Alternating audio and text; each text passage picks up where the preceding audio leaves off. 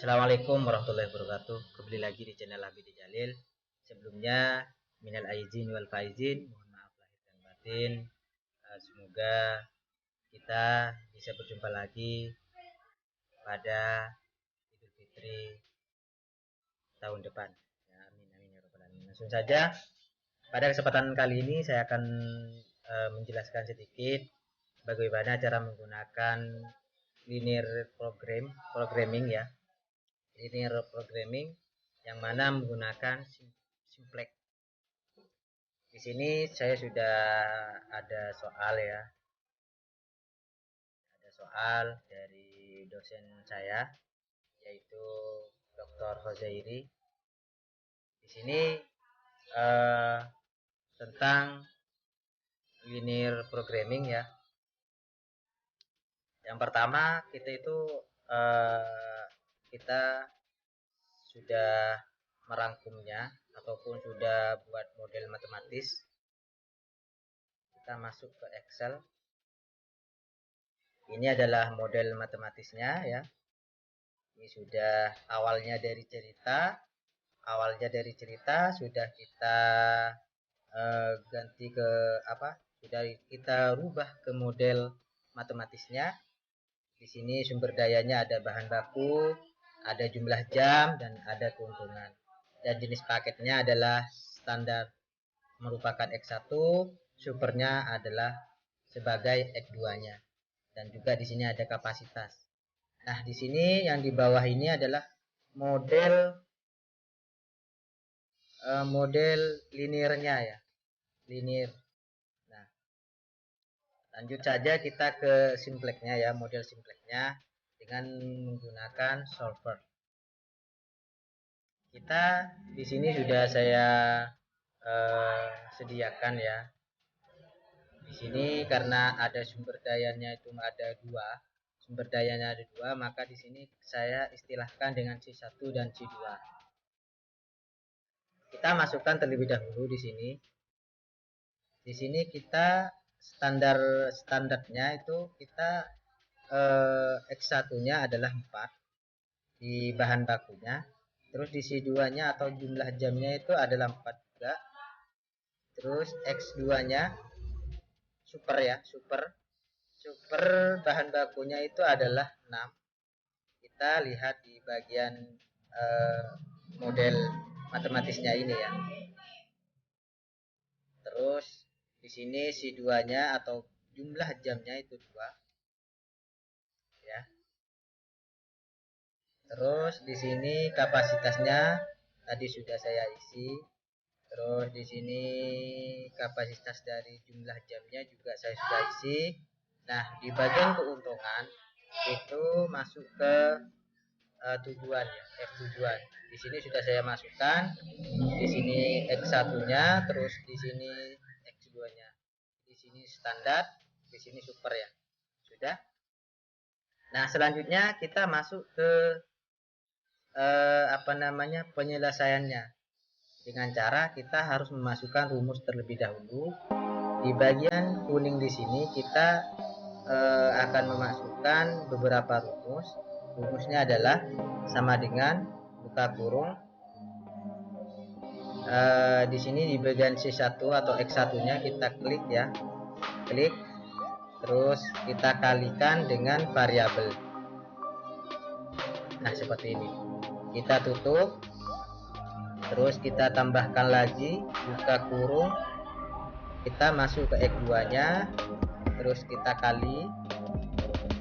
Terus di sini di variabel lagi tutup kurung. Nah, namun sebelum kita enter, kita terlebih dahulu di sini kita absolut dulu dengan cara menekan F4. Nah, seperti ini. Ketika sudah, lalu datar. Nah, di sini kita samakan dengan C2-nya. Kita cukup tarik saja karena rumusnya sama ya. Nah, di sini kenapa kok 0? Karena kita belum ke solver terlebih dahulu. Karena di sini nanti ketika di solver maka hasilnya akan muncul seperti itu. Terus di sini setelah kita selesai di bagian sini, kita masuk ke maksimum atau max ya di sini ya. Masuk bagian sini kita perlu rumus lagi, dengan mana hasil dari max di sini adalah tujuan kali variabel. Kita masukkan rumusnya sama dengan buka kurung ya.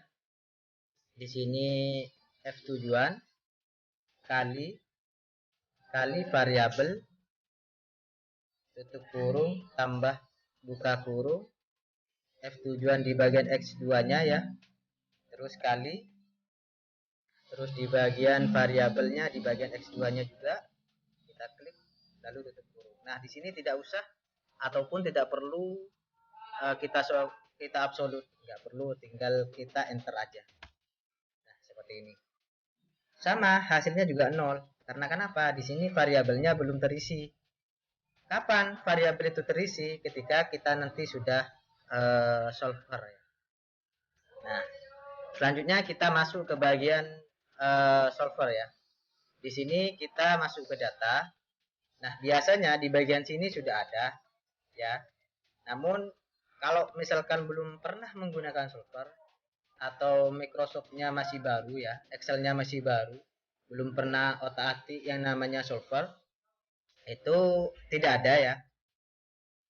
Kesempatan kali ini saya menggunakan Office 2019 ya. Saya cek di sini, saya menggunakan Office yang 2019 ya. Nah, caranya untuk menampilkan solver di bagian sini adalah kita masuk ke file ya, di sini masuk ke option. Di bagian option kita masuk ke add ins. Di sini kita tunggu. Nah, ketika muncul seperti ini, kita langsung ke ini go. Nah, di bagian bawah solvernya di sini tidak dicentang. Maka untuk menampilkan di data ini kita harus mencentang yang namanya solver biar supaya solver ini bisa kita gunakan. Kita tekan solver lalu oke. Nah, ditunggu, nanti akan muncul di bagian sini. Nah, ini adalah solver. Nah, ketika sudah kita memasukkan rumus, sudah memasukkan nilainya, nilai C1, C2-nya, terus F tujuannya ini sudah, terus di sini kapasitasnya sudah saya masukkan, lalu kita langsung ke solver. Nah, di sini tampilan solver parameternya. Kita reset dulu ya. Reset dulu. Nah, akan tampil, kita buka ke ini ya. Pertama, biasanya kalau tidak pernah menggunakan solver itu kita akan masuk seperti ini ya. Pertama di bagian shape objektifnya kan ini ya, lalu kita letakkan di maxnya. Nah, di bagian sini maksudnya di nilai maxnya. Terus setelah itu kita tekan ini kalau sudah. Nah, di bagian by changing variable cell di sini kita tekan ini ya, lalu variabelnya itu ditandai semua, x1 sama x2 nya kita seleksi semua ya, tandai maksudnya. Ketika sudah selesai, sekarang kita masuk ke subject to the constraint. Caranya dengan menekan add di sini ya. Terus di bagian cell reference kita tekan yang ini, yang bagian ini, yang C1-nya.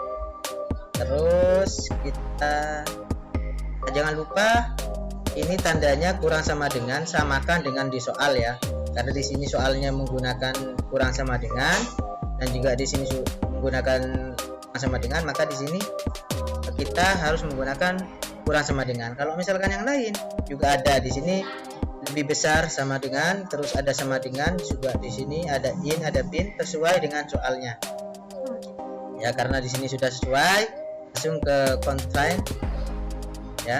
Constraintnya di sini adalah bagian C1-nya adalah 1200. Nah, kalau sudah seperti ini kita add.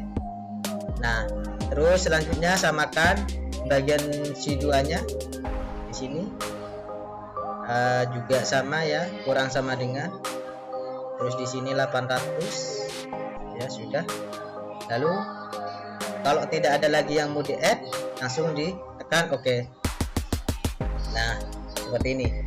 Terus di bagian select solving method, di sini kita menggunakan simplex LP karena di sini metodenya menggunakan simplex. Nah, kalau sudah seperti ini, sudah selesai kita atur, langsung kita solve ya, tekan ini. Nah kita abaikan saja, langsung oke. Nah awalnya yang tadi 0, kita sudah mendapatkan nilai yang mana variabelnya itu 150 di bagian X1 nya, terus di bagian X2 nya itu adalah 100 dan maksimumnya adalah 90.000 ya, 90.000. Nah mudah kan untuk menggunakan metode simplex dengan linear programming ya. Mungkin itu saja yang bisa saya berbagi pada kesempatan kali ini. Kurang lebihnya mohon maaf. Assalamualaikum warahmatullahi wabarakatuh. Sampai jumpa di video selanjutnya.